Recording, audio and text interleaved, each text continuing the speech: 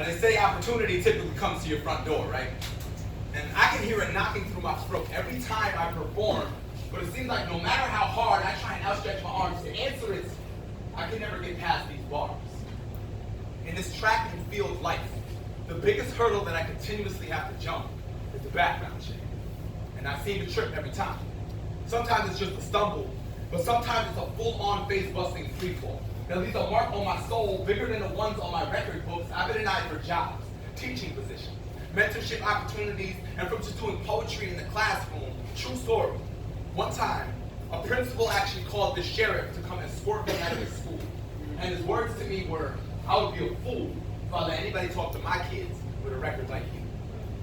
And it was at that moment, I discovered the best way to defeat somebody. Take away their God-given worth. Brand them a troublemaker and take away their work.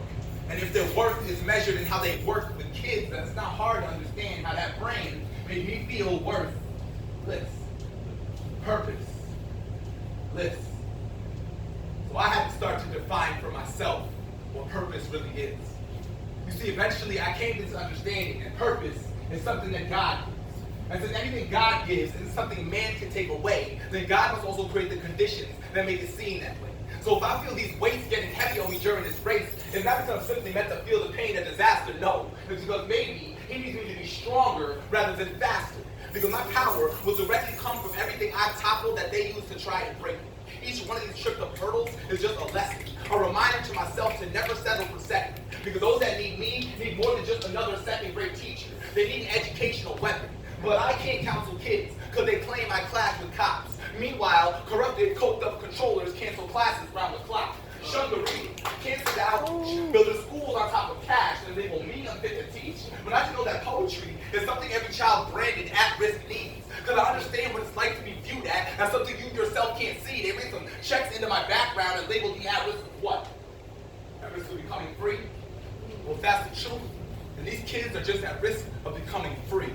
At risk of learning through strife, changing their life, and redefining what the label at-risk means. The point I'm trying to make is that this is all a test. A way to prove to God that I am worthy of his best. A divine background check to balance my wants and haves. Because I want to be able to proudly carry the label of teaching. I want to be a positive educational force for my nieces.